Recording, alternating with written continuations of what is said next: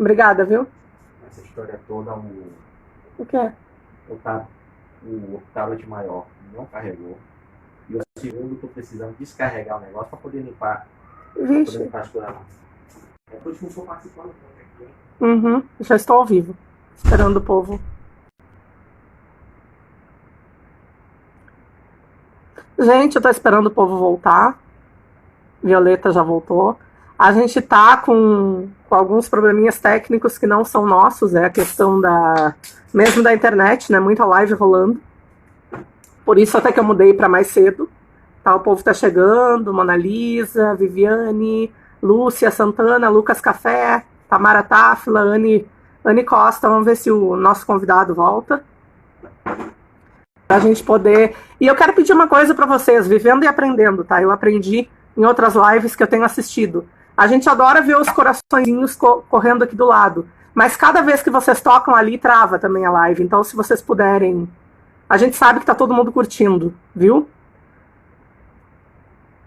Se vocês puderem evitar o botãozinho do curtir, do coraçãozinho, a gente agradece.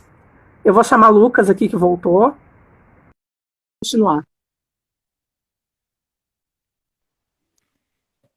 E aí, agora sim. Estamos aqui, tá me ouvindo? Então, mas você estava dando um recado aí. Não tava, a imagem tá até melhor. Eu tava falando essa coisa que vivendo e aprendendo, né? Que eu descobri numa outra live que eu tava assistindo, que quanto mais coraçãozinho as pessoas botam ali do lado, trava.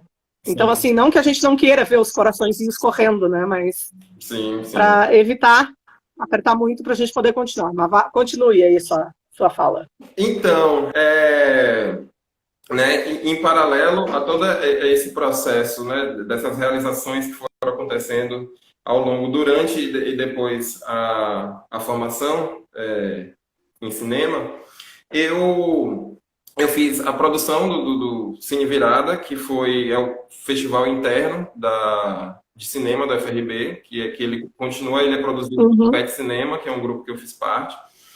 E aí, enfim, eu participei do Cotebá, que foi um projeto também interdisciplinar de ciências sociais, que fazia visitas ao interior da Bahia, às cidades do Recôncavo, e aí desenvolvia pesquisas qualitativas, e a partir dessas pesquisas a gente desenvolvia uma peça de teatro que a gente apresentava e algumas outras atividades relacionadas à história daquele bairro que a gente tinha pesquisado, né? Então, foi uma forma também de me aproximar com as ciências sociais, esse projeto. Em 2014, eu trabalhei como agente mobilizador do Cinema pela Verdade, em que a gente, o ICEM, no Rio de Janeiro, eles selecionavam pessoas, uma pessoa de cada estado, para reunir, fazia uma formação, trabalhava e devolvia para os estados com a missão de falar sobre a ditadura civil-militar no Brasil. Então, foi um projeto também muito significativo na minha formação. Eu fui, em 2018, eu fiz a coordenação de produção do Cine Favela, em Salvador, o projeto idealizado por Kaique Guimarães. E aí entra, né, todos esses projetos, eles vão dialogar e vão falar, de certa forma, de questões sociais e raciais do Brasil. E aí, da faculdade, através do grupo de pesquisa Brincadeira de Negão, Identidade e Subjetividade, do professor Osmundo Pinho, foi onde eu tive a parte acadêmica dessa discussão que tinha se iniciado lá na Pastoral Afro, e com o Sarau da Onça, a Suarana, da paróquia. E aí, dentro do Brincadeira de Negão, eu realizei a minha primeira oficina de cinema no Colégio Rômulo Gama, em São Félix. E, mais pra frente, ao lado de Maiana Brito, uma amiga minha, nós fizemos nosso trabalho de conclusão de curso, uma oficina de cinema, que foi a oficina de cinema, leitura crítica e criativa, que a gente realizou nessa mesma escola, o Rômulo Galvão. Então, eu fui, ao mesmo tempo que havia a paixão pelo cinema, pelas histórias e pelo fazer cinema, eu fui despertando também uma relação com a educação, com o cinema e a educação, e todas essas possibilidades que o cinema traz, né? Essas outras vertentes do cinema. E aí, em 2017, eu ministrei 2 oficinas na Escola de Cinema Eparreis, Escola de Cinema Zumbi dos Palmares, da rede Eparrei, em Santiago do Iguape, que é distrito de Cachoeira, né? E desde 2018, eu estou aqui como educador social, trabalhando com educação social aqui no município de Valença, né? Então, E a tua pós também tem a ver com isso, Lucas? A tua pós no pós-afro aqui tem a ver com isso? totalmente. O curso, né, a especialização em relações étnico-raciais, para mim foi assim, tem sido, né, uma experiência muito marcante, porque ela dialoga justamente com as inquietações que vêm desde a da pré-adolescência, desde a adolescência, e vai me recolocando dentro dessas questões, refletindo sobre mim e sobre o outro, sobre a sociedade, né? E repensar, inclusive, as práticas de educação, não só a educação formal, mas também a educação social, a educação artística, né? São temas que a gente tem debatido lá e tem se informado, né? E aí é isso, assim, meio que para contextualizar um pouco, né, quem é esse ser que está aqui dividindo esse espaço contigo. E aí, dentro dessa proposta da gente falar sobre cinema, literatura e de fazer uma live, né, eu conversei contigo sobre o quanto para mim era algo novo, né, estar na frente da câmera Violeta. A gente teve umas reuniões de bastidores. Tivemos umas reuniões de bastidores antes da live ocorrer. E aí, na fala de Violeta, né, que ela fala justamente sobre o poder que a câmera tem, né?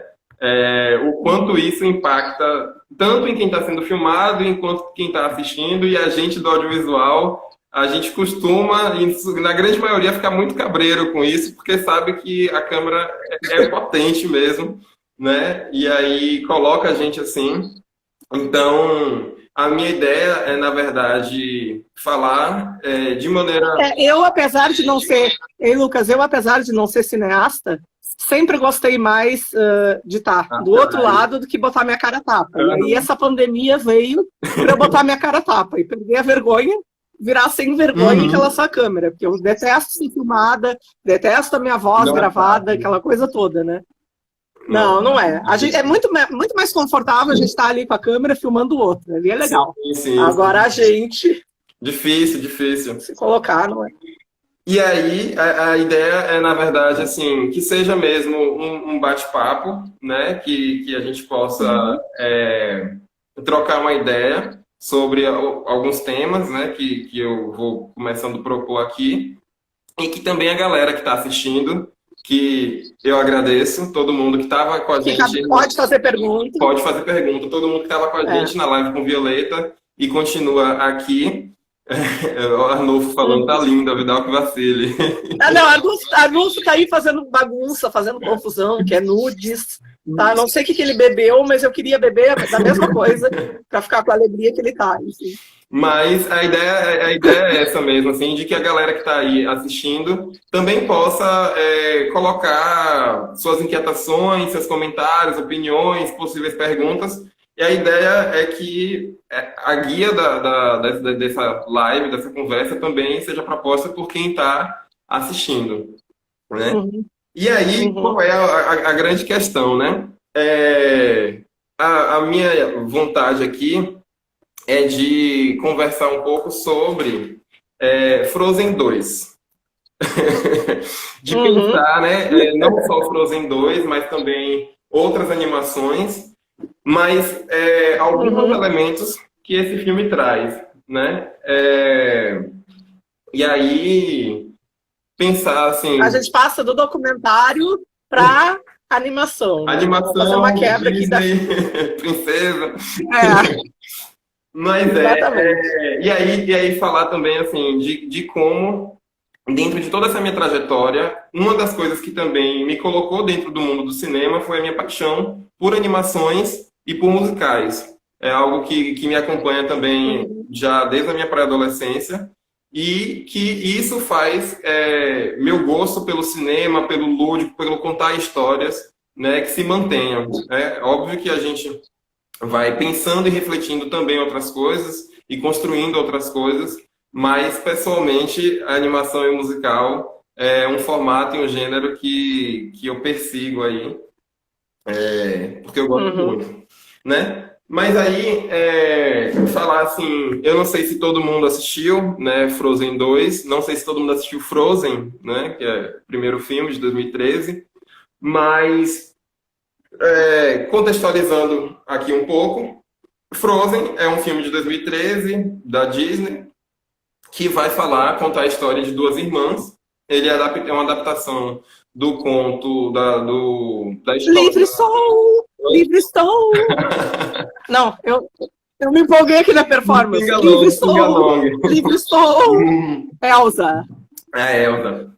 É uma adaptação do livro A Rainha da Neve, do Hans Christian Andersen, que é um escritor dinamarquês. E, como todas as outras obras Disney, a Disney tem esse histórico de adaptações literárias.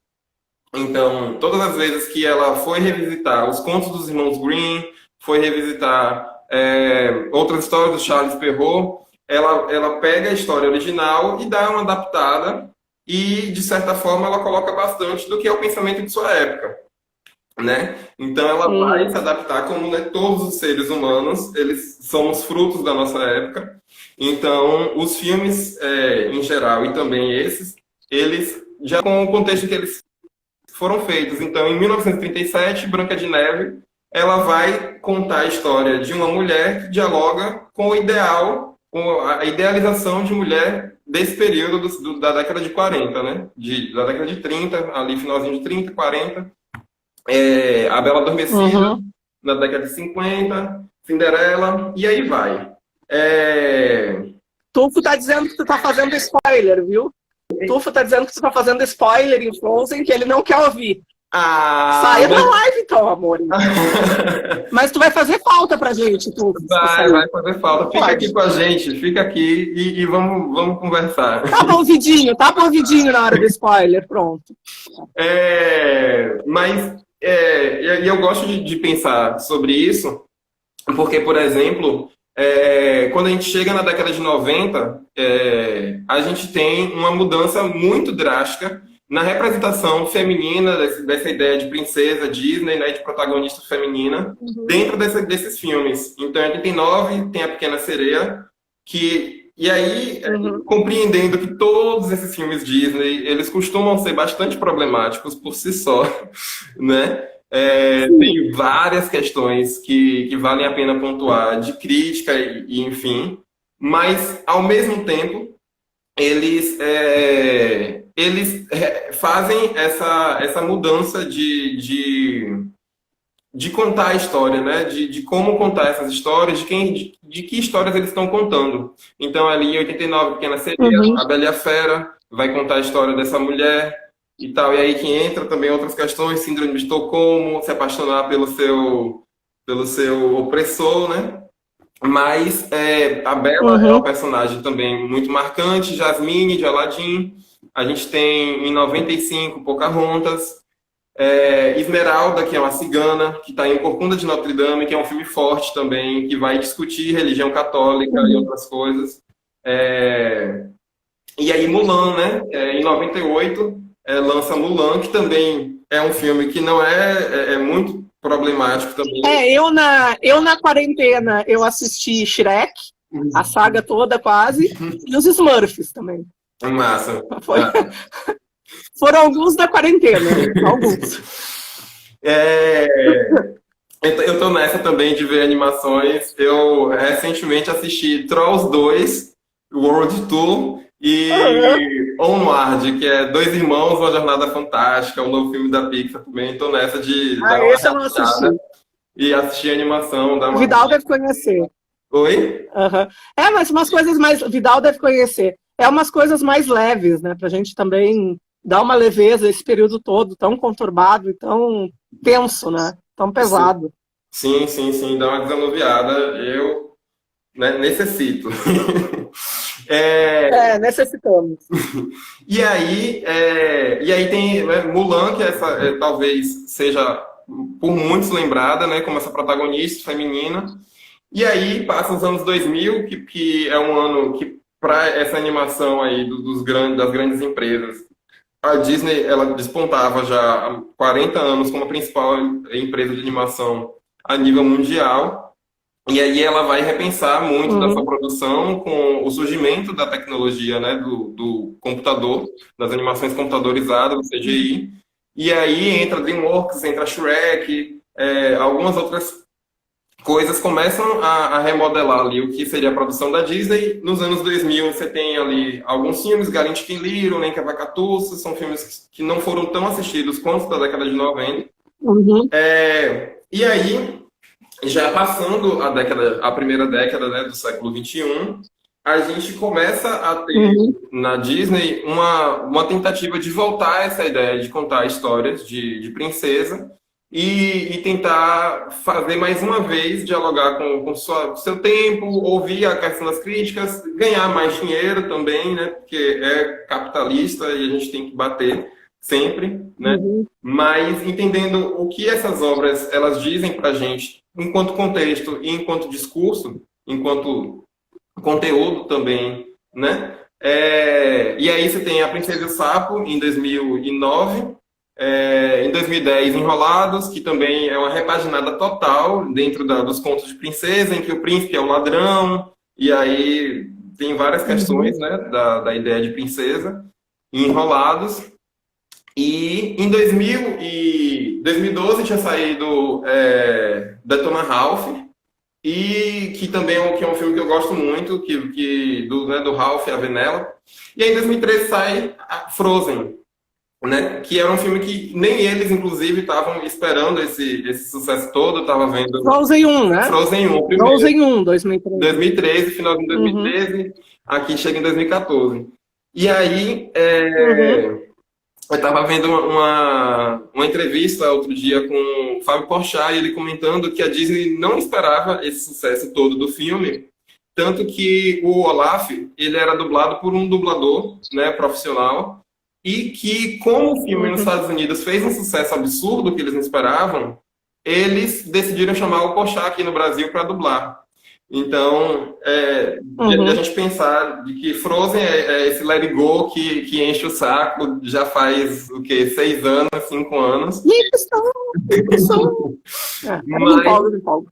Mas que, de certa forma, eles não estavam esperando necessariamente, achavam que ia ser, eles iam continuar aquela coisa meio morna, né, que eles estavam.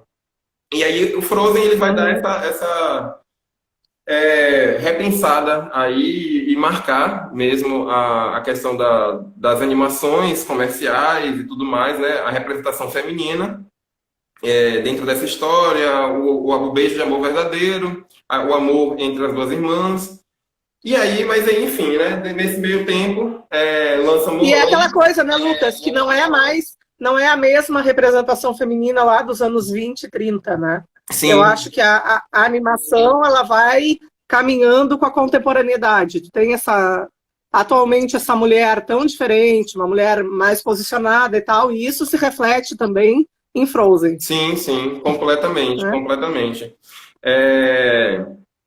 E aí, inclusive, uma das diretoras de Frozen, a Jennifer Lee, né?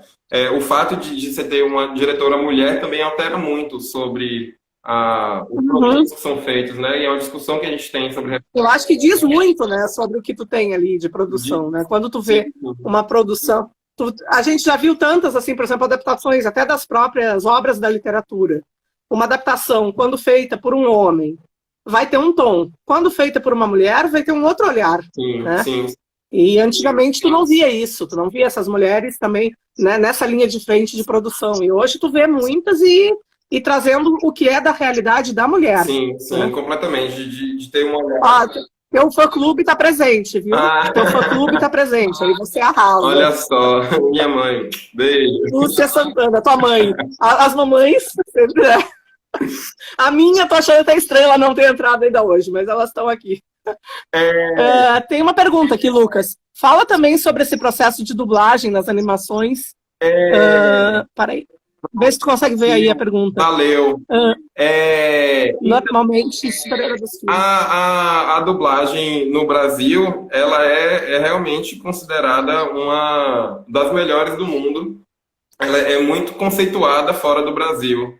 Assim, as dublagens não só da Disney e de outras animações, mas é muito respeitada. Existe um trabalho aqui muito grande dos estúdios de dublagem, que ao longo dos anos foram se especializando, e principalmente nessa área da animação. Assim, as adaptações, né, tem todo esse lance das animações Disney, a maioria serem musicais, e é um trabalho danado fazer funcionar métrica e rima dentro, né, de um outro idioma que tem outra raiz, que tem outra forma de construir frases. E a gente aqui dá show, assim, a gente costuma ser muito elogiado aqui no Brasil nesse sentido, assim, as produções Disney, as dublagens de animação em geral, elas são bastante elogiadas mesmo, assim. Aí tem até uma colocação aqui do Lucas. Do teu Xará. do Lucas. Como os games, teu xará aí. Tá vendo aí, né? Como os games são produções hegemonicamente produzidas por homens, as mulheres são hipersexualizadas. Porque ele está dizendo, ele já me contou isso nos bastidores, que ele está fazendo um trabalho com as meninas lá do IFMT sobre essa questão da mulher nos games. Eu acho até que ele falou na nossa live aqui ou falou só para mim, enfim, que ele tinha muitos orientando os homens. E aí as mulheres chegaram, né, Café, e disseram assim, por que você só orienta homens, não orienta mulheres? Então tem essa coisa. Eu acho que é uma discussão extremamente pertinente que a gente que se tem, né, já faz um tempo, e ela tem ganhado mais ecos cada vez mais, mas de que não basta só falar sobre, é importante também se pensar quem está falando, né? É uma questão muito, muito pertinente. Assim. É o lugar de fala, a questão da representatividade, tudo aquilo que a gente já sabe, né? Sim. De quem pode falar, né? Sim. Por que alguns são ditos como não poderem falar? Né? Eu acho que cada um, dentro da sua área e do seu saber, tem as suas propriedades, muito mais para colocar suas questões do que outros. Sim, com certeza, com certeza. Compreender essas fronteiras, né? A possibilidade de falar, mas também de compreender onde é que está essa fala, né? Em que posição está essa fala. Sabe o que é? Se a gente for pensar nisso, aí a gente pode entrar numa questão filosófica e ficar aqui a tarde inteira, né? Pensando na dificuldade que a gente tem de escutar também. Na outra live, quando a Lã estava falando, eu fiquei escutando muito, assim, e eu notei que isso poderia ser complicado. Algumas pessoas dizendo, pô, mas ela não está fazendo comentários. Mas é que eu acho que, e aí em vários momentos eu dizia, eu estou digerindo o que eu estou escutando. Então a gente também tem que aprender a fazer esse exercício da escuta, né? Sim. De escutar, a gente escuta, aí reflete em que ponto aquilo, né, me tocou, o que eu posso trazer de positivo e de negativo de todas as falas que eu tenho escutado aqui. Então acho que esse exercício é um exercício muito difícil, né? Esse da escuta. Sim. A gente está muito, né, preparado para falar. Sim. Então, Frozen e aí vem Moana, que é um filme que eu amo, que é um filme que dialoga também muito com aonde eu tô querendo chegar com essa conversa toda, mas que Moana também, para mim, é um marco nessa representação, nessa representatividade dentro das animações Disney. Ela é uma princesa da Polinésia,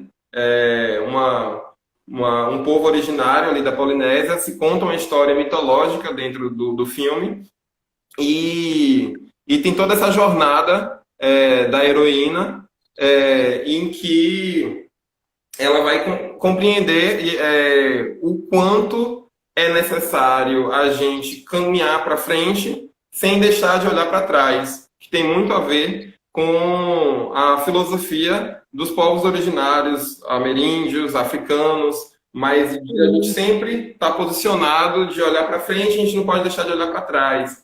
Então, pensar... E eu acho que a Disney trazer também esse tipo de temática é bastante interessante, né? A gente pensar numa Disney que talvez antes só construísse a partir daquela vivência americana, dos Estados Unidos, daquela toda, né? Sim. Aquele eurocentrismo, digamos assim, se voltar para...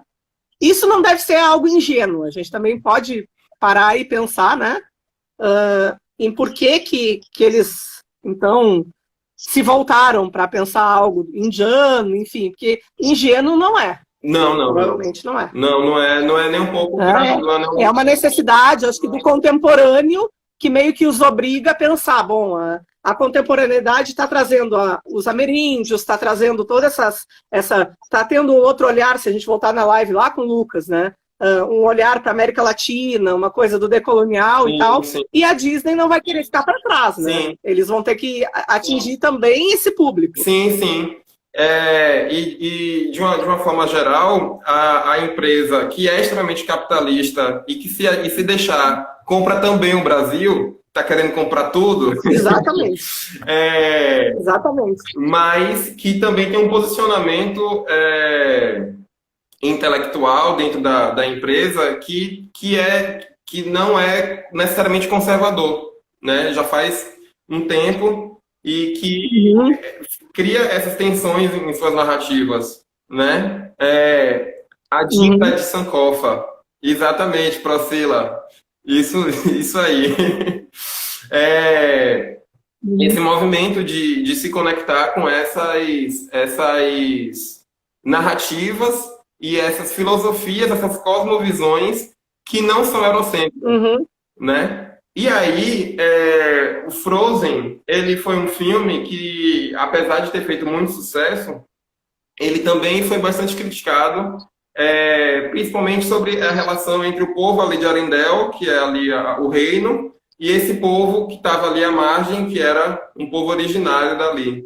E aí que tem uma representação branca. E aí, como você falou, né, é um movimento de tentar compreender e dialogar, né, que existe a questão capitalista de ganhar dinheiro em cima das lutas, da militância, de ampliar esse público, mas que eu acredito também que é fundamental para a gente deixar de ver a maneira como são filmes que alcançam muita gente, o fato deles estarem mudando seus posicionamentos é importante. É melhor que eles mudem mesmo. Não, e é positivo. Eu acho que é positivo. Eu acho que pode ter a questão capitalista, como a gente vê, que claro que tem, né? Eles não querem perder esse público, né? O público para eles é dinheiro, enfim. Sim. Mas a gente também tem que pensar pelo outro lado, né? Do lado de que, pô, legal, pelo menos isso está vindo à tona, a temática está sendo explorada de uma forma ou de outra, né? E... Eu tô aqui. Tu tá indo o quê? A completar o... eu vim abastecer aqui. O álcool? Voltei, mas... Exatamente. E aí, a gente tem no mesmo ano de Moana, que eu acho que também é legal de pensar como é que esse discurso ele vai se pensando do filme Zootopia, que é um filme que vai discutir basicamente preconceito, né? E que eu acho que faz isso de uma forma muito positiva. É um outro filme também que eu gosto. E aí a gente chega em Frozen 2, né? Que aí agora é um filme médio recente aí, né? Final do ano passado, início desse ano. Mas que talvez tenha alguns spoilers, né? No outro filme, em Frozen, Elsa, ela tem os poderes mágicos dela, de gelo, atinge Anna, fica em isolamento, os pais morrem, e aí ela é coroada rainha, tem uma crise, corre, let it go, let it go, let it go. Let it go, livre estou. E aí ela volta, se descobre ali quem é o vilão, ela volta e compreende o quanto fugir dos problemas não é a solução, né? E aí que é uma coisa também que o Let It Go me remete muito a Hakuna Matata. Eu acho que a raiz das duas músicas dentro da história é muito parecida, que é o protagonista achar que o Hakuna Matata sem problemas é uma filosofia de vida necessariamente. E, na verdade, estar sem problemas não significa fugir deles, mas sim enfrentá-los, né? E aí o Simba volta para enfrentar o tio Scar, como Elsa também volta e é salva, e salva a irmã, enfim, é salva pela irmã ali naquele contexto no final do filme. E aí agora, em Frozen 2, 3 anos depois, ela é rainha, e aí é interessante que o filme começa com elas ali cantando, né, o Olaf, a Anna, o Kristoff, sobre como as coisas não vão mudar, né? A vontade deles de manter tudo igual, tá tudo lindo, maravilhoso e vai continuar assim. E aí, no final da música, se hasteia a bandeira de Arendelle, que é o reino, e elas cantam ali que, eu até anotei aqui, sobre o orgulho da bandeira de Arendelle, né, no original. Na dublagem tem algo parecido com a bandeira de Arendelle para sempre irá nos orgulhar. Essa relação do símbolo nacionalista, a ideia de que a gente tem essa relação e que está tudo ok, nós pertencemos a um povo ótimo, maravilhoso, e a esse símbolo. Tudo perfeito. Tá tudo perfeito. E aí a história vai caminhando para Elsa e Anna e os outros personagens vão para a Floresta Encantada, numa tentativa de resolver ali uma confusão que está acontecendo, todo mundo houve um terremoto ali, umas coisas. E aí Anne está dizendo aqui que Frozen 2 faz um chamado à ancestralidade e às narrativas de origem. Anne, maravilhosa. Isso. É esse movimento que o filme faz de pensar, ao mesmo tempo que existe uma jornada individual de Anna e Elsa para se entender, ela também é repensar esse lugar de Arendelle na história. Porque no início, né, se fala de que havia uma aliança entre o povo de Arendelle e o povo dos Nortruda, que é esse povo originário ali próximo, em que Arendelle deu um presente, que foi fazer uma barragem. E aí, elas pequenininhas, ouvindo essa história, ainda perguntam quem é que os Northuldra, segundo a história, ataca o povo de Arendelle. E aí, elas pequenininhas, elas perguntam, mas quem é que ataca as pessoas que dão presentes? Né? E aí que se relaciona bastante com toda a história da colonização, inclusive com a nossa, né, de como não existe uma coisa errada aí nessa ideia, né, de que há um ataque a quem dá presente. E aí vai seguindo o filme, e aí elas começam a descobrir que, na verdade, não foi isso que aconteceu. Havia já uma intenção do avô delas de atacar esse povo e de enfraquecer esse povo que era mágico. E era um povo que eles tinham medo por conta da magia desse povo. Né? E aí, como Anne falou aqui, Frozen 2 faz um chamado à ancestralidade e às narrativas de origem. Então, em Elsa, todo o filme é uma jornada de Elsa a se entender. E aí eu trago aqui para a gente conversar sobre isso um pensamento do Ailton Krenak, que é esse líder, escritor indígena. Maravilhoso. Maravilhoso. É um indígena maravilhoso. E aí, no texto dele, O Eterno Retorno do Encontro, que é um texto de 1999, ele fala de como você não pode se esquecer de onde você é e nem de onde você veio, porque assim você sabe quem você é e para onde você vai. Né? Lucas Café está fazendo aqui um comentário: a colonização, civilização e barbárie de Benjamin. Tem um outro texto que fala sobre civilização e barbárie, que é bem interessante, que talvez Lucas Café conheça, já que ele é da história, que é de Francis Wolff. O título do livro é esse, Civilização e Barbárie, e que também vai trazer perspectivas nesse sentido do que a gente está falando, né? Sim. Mas fala aí do Krenak, que Krenak é maravilhoso. Krenak é maravilhoso. Eu adoro esses pensadores indígenas. Nesse texto, ele está falando justamente de como não é adequado, não faz muito sentido a gente pensar que para os indígenas a história do Brasil começa a ser contada de 1500, né? E isso vai reproduzir completamente os marcos europeus, eurocêntricos, e que certeza. e aí ele vai falar de como nas mais de 500 nas diversas línguas, não lembro o número exato para não errar aqui, mas nas mais diversas línguas e povos né, diferentes, indígenas, existe essa narrativa do irmão branco, né, que se distanciou, fazia parte daquele meio, se distanciou, teve acesso a outras tecnologias e iria voltar muito antes de 1500. Mas, Lucas, desculpa te interromper, quando eu morei em Portugal, isso eu sempre conto e vou repetir, né?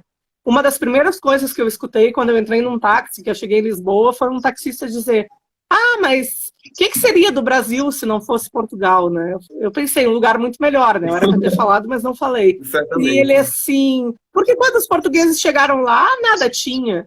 E eu falei, sim, os indígenas. Ah, pois, eles lá estavam.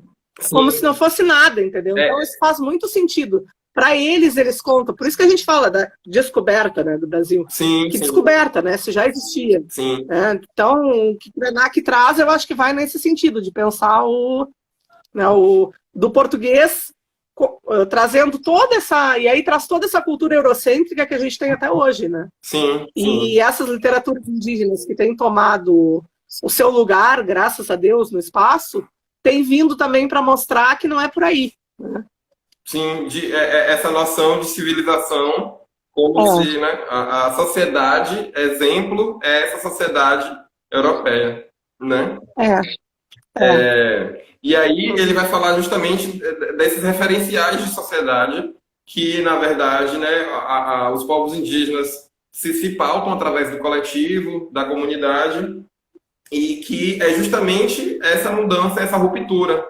E aí ele vai falar em relação aos encontros, né, que a história também não pode ser contada a partir desse momento, 1500, porque tem povos que o povo branco só encontrou no final dos anos 90. Sim. Então é como se o 1500 estivesse acontecendo naquele momento. Então cada encontro é o momento de se contar essa história. A história acontece no hoje, né? Não há como se encaixotar essas narrativas e essas transformações. E aí ele fala, né, em relação aos encontros, né, e a importância desses diferentes povos do mundo conseguir se visualizar enquanto diferentes, e quando houver essa valorização e reconhecimento da diferença que se vai haver uma melhora nessas relações, né, que infelizmente não é o que anda havendo muito. Mas ele vai falar em relação a isso, né?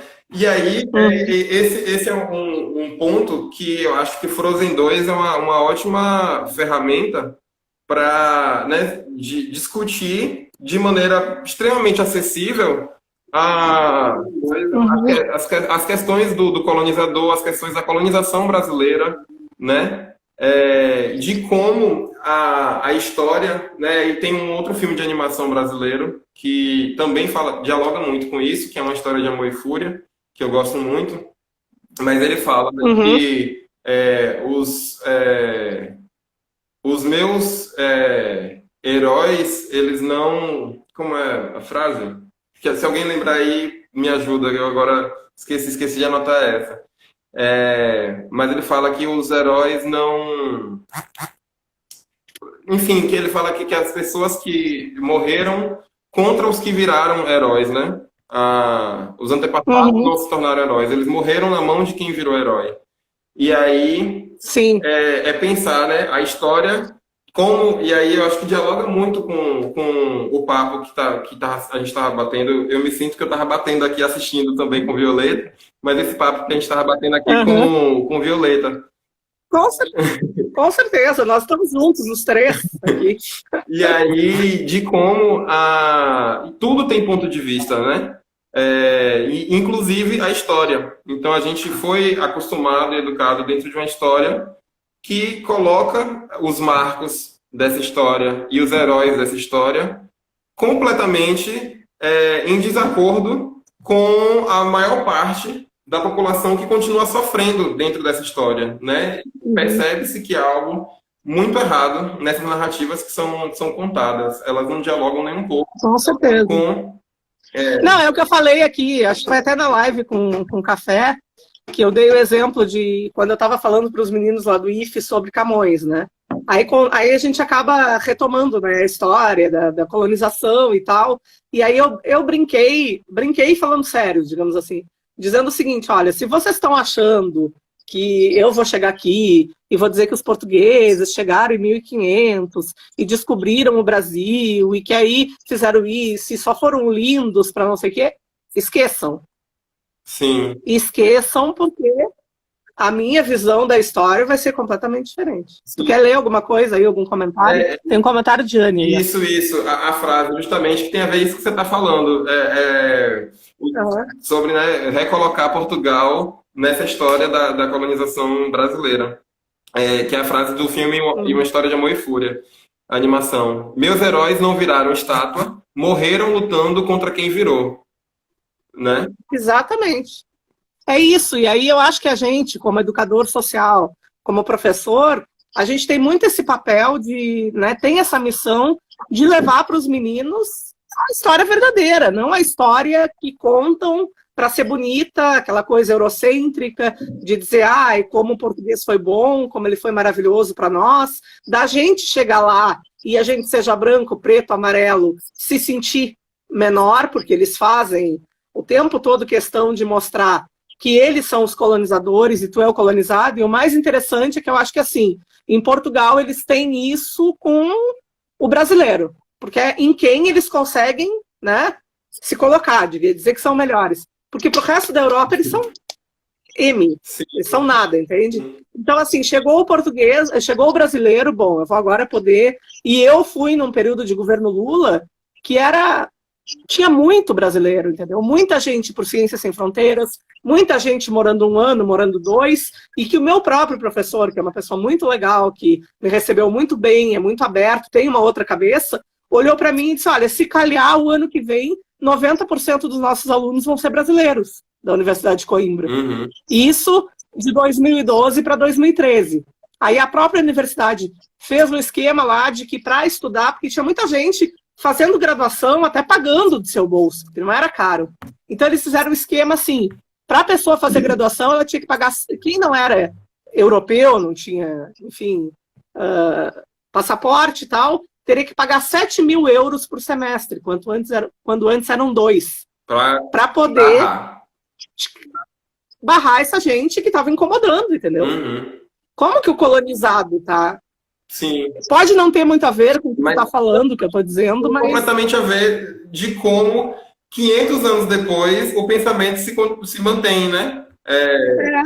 De que existe uma diferença e que existe esse lugar a ser ocupado que não pode ser ocupado por outros. O Ailton, o Krenak, né, ele inclusive fala em relação a isso, né, de como essa ideia equivocada, né, de que o indígena precisa continuar dentro da aldeia.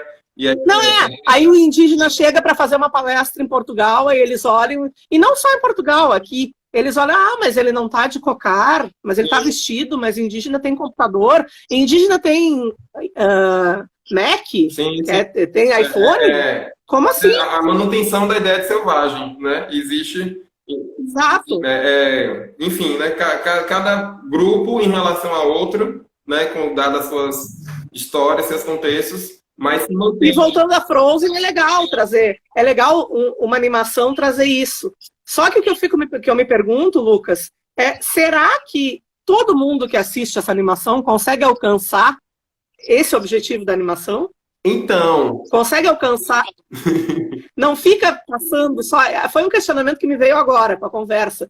Não fica passando só por mais uma animação da Disney, Elsa, Livre Estou, Linda Sou, não sei o quê? Sim, então, é uma jornada interior, ela canta ao desconhecido, a manutenção, que eu acho também muito importante, né? Eu acho que as jornadas delas nesse filme é muito boa, mas...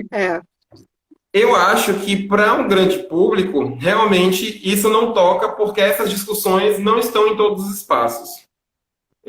Exatamente. Eu E acredito. nem se quer que estejam, porque não se quer que o povo pense nesse sentido. Eu acho que se quer muito mais no sentido de alienação, eu vou ver como só mais uma animação, como uma coisa que vai me animar, mas eu não vou muito para frente. Inclusive, eu acredito que o filme, a maneira que ele conclui essa história, que é uma história bizarra da história do povo de Arendelle, é com uma estátua. E aí eu tô aqui já nos spoilers.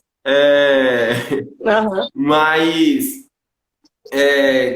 só ler o comentário da Pro que o índio precisa ter as Vai. penas, mas o português não chega ao marginal. Sim, sim. Essa ideia de que um precisa estar preso em 1500, de como foram encontrados, né, como eles foram encontrados nesse período, e todo mundo muda, mas os índios não podem mudar, né, os indígenas. E aí, o final do filme termina com uma imagem do pai e da mãe da Ana, criança, né, que é esse momento desse encontro desses dois povos, e aí termina feliz, como um bom filme Disney, vai terminar com um final feliz. E aí eu acho que entra uma questão também de estar atento o que aquilo significa, porque a maneira que a história termina é meio que tá tudo bem. Elas em si se questionam sobre a história do povo delas, mas não chegam a ter essa reflexão que estamos tendo aqui. Elas já passam para outra e vida que segue, né? E aí eu acho que é um filme que cabe pegar ele para fazer esses apontamentos, assim, de realmente ele traz isso, mas eu acho que para um grande público, para a maioria das pessoas, não foi essa temática que mais chamou a atenção, não foi esse o ponto que mais chamou a atenção. Eu acho que isso passa numa... Eu acho até que é o que se quer, né? O que se quer é que fique naquela coisa do conto de fadas, da princesa, né? Não se quer que vá para além disso. Sim. Não há interesse de que vá para além disso, né? Sim. Quando aí a gente pega, a gente pega filmes que são que parecem, por exemplo, Frozen 2 é um negócio interessante agora até para eu levar para os meus alunos do IF Baiano, depois dessa conversa, entendeu? Sim. Mas a professora de português passou Frozen 2, que é um filme que não quer dizer nada, né? Quer dizer, não muito vai da maneira como a gente, como educador, também conduz o debate. Qualquer filme que a gente leve pode ser uma coisa bem assim, superficial, mas a maneira como a gente vai conduzir é que vai levar a esses questionamentos. Eu acredito muito nisso, assim, de que tudo vai de como a gente trabalha esse objeto. Assunto para outra manga, mas Cats, eu sou um defensor de Cats. Mamãe está nos elogiando aqui, viu? Diz parabéns, Maureen, Lucas e Violeta. Obrigada por abrilhantarem as nossas tardes com essa live. Muito massa, continuem brilhando. Sua mãe. Obrigada, viu, Lúcia? Ó, Procila aqui falando, mamãe, peraí, que eu tô meio perdido aqui nas leituras. Mamãe, obrigado. Falando aí. Depois tem Anne. Anne fez aqui uma provocação muito grande aqui pra gente comentar, a gente volta. Mas para aula de sociologia, eu acho que é um filme muito bom de ser trabalhado. Dá pano para mão. E não é à toa, segundo o Joseval Queiroz Barbosa, né? Sumiu aqui para mim. Não é à toa que o cinema é uma das maravilhas do mundo. Os remetem ao sumiu o comentário anterior. Mas exatamente. Valeu aí, galera. E nossa parceira está dizendo maravilhosa aula. Violeta, a aula é de nós três, viu? Maravilhosa aula. Eu, inclusive, adorei toda a discussão aqui sobre o documentário. De verdade. Voltaremos. E aí, só sobre esse ponto aqui que a Anne pontuou, de como realmente existe essa harmonização entre o colonizador e o colonizado. E aí fica a reflexão, né, sobre quais são as ferramentas e as estratégias que nós, colonizados, devemos usar para superar o problema da colonização, né? Que aí tem completamente a ver com o pensamento decolonial que você estava falando aí mais cedo. Sim. E aí, de a gente pensar sobre... E aí eu acho que o filme, ele aponta sobre isso, a importância de novos símbolos, por exemplo, né? Da gente conseguir estabelecer que há questões que estão na nossa história, né? Todos nós falamos português, por exemplo, né? Então, por mais que a gente reflita e discuta, nós continuamos falando português. Então, aliás, eu falei na outra live que eu assisti, não sei se foi na outra live, foi para vocês quando a gente estava conversando, que eu assisti um filme, um documentário, comecei a assistir, não terminei ainda, que se chama Vidas em Português. Inclusive, um dos personagens é José Saramago, então tem Saramago, tem Mia Couto, tem aquele outro aqui da Bahia que já morreu, o João Ubaldo e tal. E aí, cada um vai trazendo a sua perspectiva sobre a língua e sobre a história, e tu vê que nós todos, como tu está falando, falamos uma mesma língua, mas que em muitos momentos se difere. Sim. E eu, quando estava em Portugal, apesar de falar a mesma língua deles, em algum momento eu não entendia. Então tem muito isso, é uma mesma língua, mas com suas diferenças, não só linguísticas, quanto culturais, quanto sociais, e aí pega, né? Poderia ser uma live só para falar desse documentário, enfim. Mas a língua é uma opressão que a gente sofre, né? A gente pensa a partir da língua. Tudo que a gente pensa é baseado no referencial de como a língua tá organizada. Então, eu acho que é muito dessa questão da gente se perceber colonizado, mas conseguir criar essas estratégias de enfrentar o problema da colonização, né? De descolonizar o pensamento, as referências, os símbolos, né? E aí eu acho que esse é um ponto, assim, uma coisa que o filme aponta, de certa forma, dos símbolos. Sim, Jerusa aqui está dizendo que intelectual maravilhoso. Oh, Jesus. Ela não é suspeita porque ela nem é nossa amiga, né? Mas oh, Jesus. Somos todos intelectuais maravilhosos. Essa é outra intelectual maravilhosa, Jerusa. Sim, que inclusive é pesquisadora, né, sobre a temática indígena, que dialoga bastante com muito do que a gente tem falado aqui. A tua mãe está dizendo que, se fosse possível, a gente iria tomar café hoje na casa dela com o pão caseiro que ela fez. Olha, Lúcia, fica para quando terminar. Quando passar, né, essa pandemia, vamos combinar.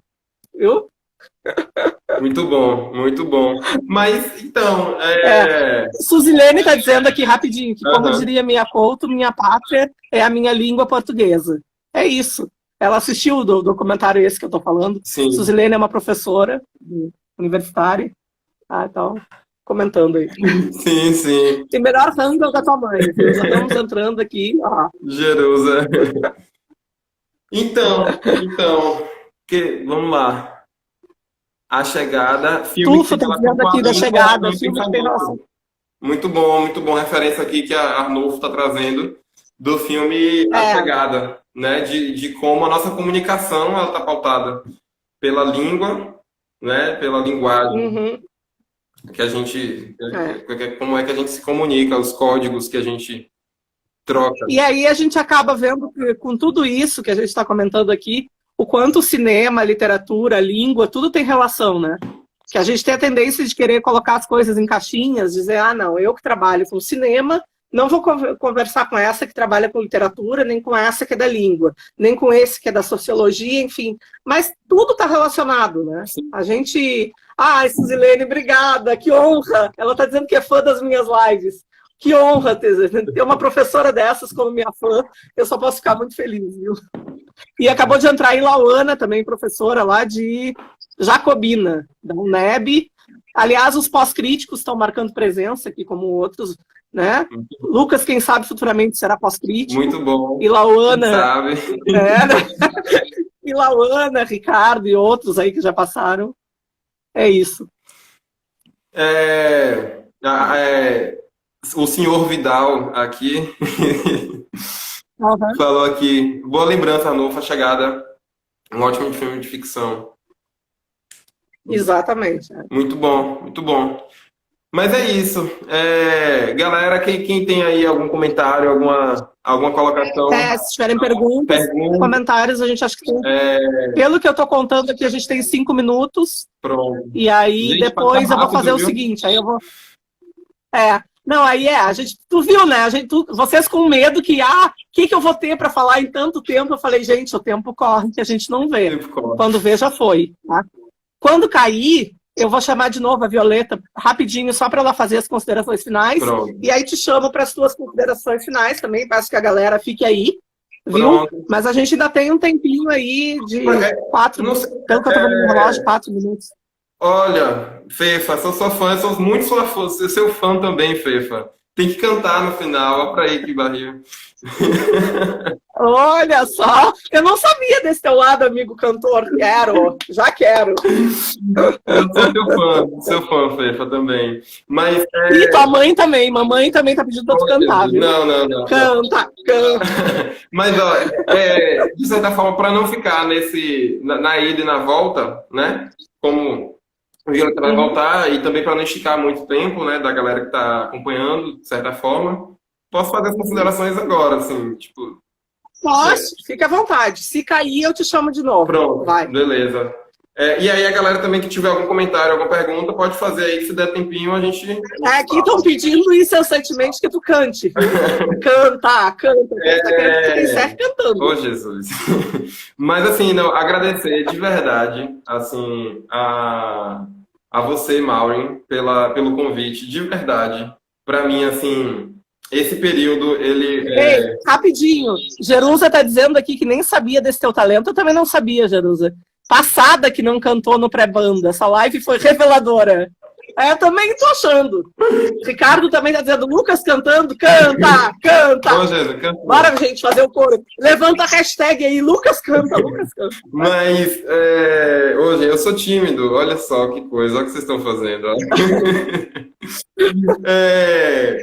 Mas é isso, assim, de verdade, de que esse período para mim, como eu sei que para todo mundo tem sido um período muito forte, e estar aqui, dividir essa tarde, esse início de noite com você, com Violeta e todo mundo que está assistindo a gente, interagindo, para mim realmente é algo muito importante mesmo, para além de estar aqui falando sobre algo que eu gosto, sobre trazer e dividir, compartilhar essas reflexões que eu já faço no dia a dia, é uma alegria muito grande. Que a gente já faz, né, amigo? A gente já faz em outros momentos. Quando a gente se encontra no bar, saudade, bar do Pipi. Saudades. Mas eu comecei a assistir Merli, não continuei, mas por conta tua da nossa conversa no bar do Pipi. É maravilhoso. Então, né? Saudades, bar do Pipi. Mas é isso, assim, de que muito bom estar aqui, ouvir também Violeta falar sobre documentário. Eu acho que documentário é um formato de cinema que às vezes é pouco acessado, e eu acho importantíssimo a gente trazer isso, falar sobre isso, porque como você e Violeta falaram, existe muita coisa, né, boa no documentário, que dá para a gente discutir sobre a gente e sobre a sociedade, sobre o outro, né? E principalmente sobre pensar o documentário como essa brincadeira aí da realidade, ficção. E aí, para mim, isso é muito bom estar participando aqui com vocês, de verdade. Eu sou grato a todo mundo que veio assistir, que assistiu e já saiu, ou que está aqui até agora, a todo mundo que comentou. Obrigado mesmo, todo mundo que divulgou também. Muito obrigado mesmo. A gente agradece, agora canta. Tá. Jerusa tá dizendo que vai ter que rolar o encontro internacional do Bar do Pepino quando acabar o isolamento. Bora, olha, eu já falei lá com o Júnior que vai ter que distribuir senha. O problema é que vai chegar meia-noite, vai mandar todo mundo para casa. Vocês não têm casa, vocês não têm casa. Vai ter que dar senha, porque... Fica combinado assim, então. No nosso encontro internacional no Bar do Pepino, pós-quarentena, eu canto. Tá certo? Ah, tá bom. Então eu vou chamar a Violeta de novo. Obrigado, valeu. Beijo, meu amigo. Beijo. Amei. Viu? Obrigada. Obrigado. 22 segundos. Vou chamar a Violeta. Até mais. Valeu. Obrigado, meu povo. Até.